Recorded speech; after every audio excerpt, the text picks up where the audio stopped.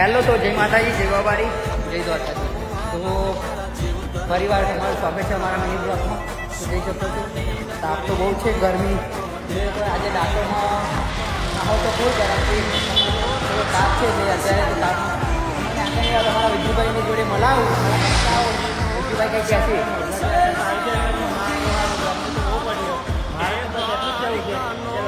બાર પણ આવશે મજા. હવે આગળનું એસપી